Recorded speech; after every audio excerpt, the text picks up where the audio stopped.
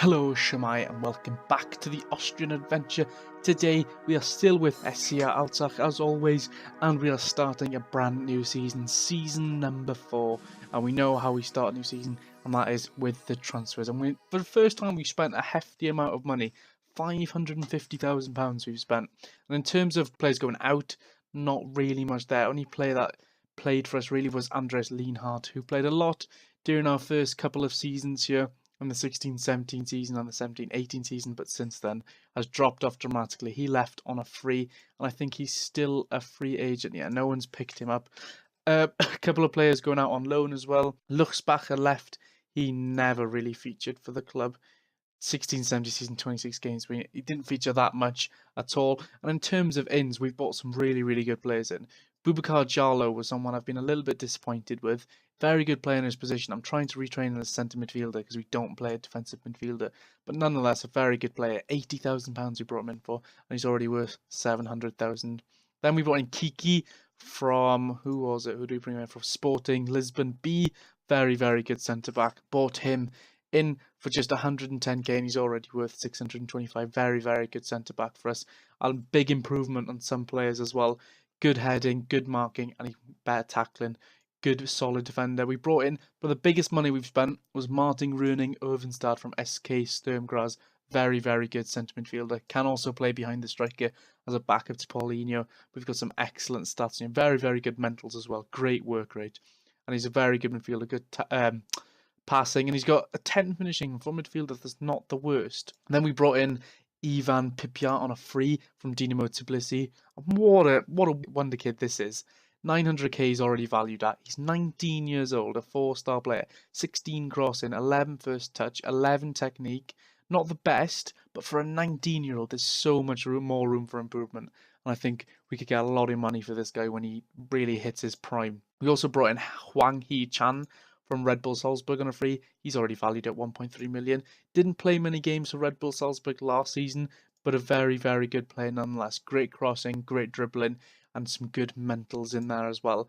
And finally, we brought in Patrick Weasley, who is a left back, as Christian Chilling's gone a bit poor. He played for Admira Wacker Mödling, played a lot of games for them. Good, decent defender for this division. If we look at, we have played a few competitive games already. We've only lost one. In the Europa League, we beat Dundee 4-1 in the second qualifying round first leg. Then we beat Wolfsberger 1-0 in the Austrian FA Cup first round. What a draw that was to get in the first round, Wolfsberger. That's coincidentally the team we're playing today. We then drew 0-0 against Dundee in the second leg to take us through 4-1 in aggregate. And the first game of the season was very disappointing. Echoes of last season with some really poor defensive displays from players like Kiki and Patrick Vesely, the new players. George Elias scoring our only goal. He's been in some good goal scoring form so far this season. And then we beat Skinderbau 2-0 in the first leg. We've got the second leg coming up after the Wolfsberger game. I didn't want to record it just because I didn't think they were a very big club and it needed recording. So today we're playing against Wolfsberger, who got a new manager in Gerhard Fellner. And I'm not sure how they've done in the Europa League so far. They have played FC Vaduz and only won 1-0. And they drew 1-1 with Austria Wien in their first game of the season, which is quite a good result. So for the team for today then, a little bit different, some new players in there. We have Lux in goals, Benedict Zek at right back. Unfortunately, we are unable to find anyone else to bring someone in at right back. Lucas Jäger and Kiki in defence. Patrick Vesely, left back, Boris Prokopic and Tobias Kainz, same pair in midfield. Zlatko Tripic, Martin Runing Ovenstad is playing behind the striker today because Paulinho is very tired. He's played every game so far, so I thought I'd give him rest. Ivan Pipia, who's had a fantastic start to his career, and George Elias up front. We're favourites for this game, but like I said, things can change easily, and Wolfsburg are a very good team. So we just need to have a solid defensive performance today to ease the worries that we're going to have a poor defensive season again this year. We had a decent pre-season. I think we won almost every game in pre-season. We're in, well, I hope we're going to be into the next round of the Europa League with a 2-0 win away at Skanderbeg. I can't imagine we're going to lose by 2-0 at home. So hopefully we'll be into the next round of the Europa League, and now we need to kick off our league season after such a poor start to the season against Mattersburg. I've actually got the highlight speed on very fast. There we go. Now we can actually see what's going on. Tobias Kainz with the ball, loses it.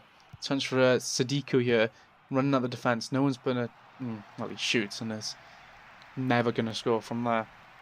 Looks with a very easy save in the end. So like I said, we need to actually get our league season kicked off this season. Prokopic with a free kick now. It's headed in. Oh, Kiki, I think he hit the crossbar there. Maybe the keeper saved it if it was. No, it was a crossbar hit. Great chance for Kiki to get his first goal for the club there. Good ball in from Prokopic. We're really looking to get a win today, because this is the first home game of the season. It was a really, really poor performance against Mattersburg, who have won both games so far, so maybe that wasn't so bad for us. We're at half-time, it's 0-0. I do want to get the 3 points today. Söderdersen hasn't started a game yet, and he hasn't really had a chance to start a game because George Elias has been playing so well.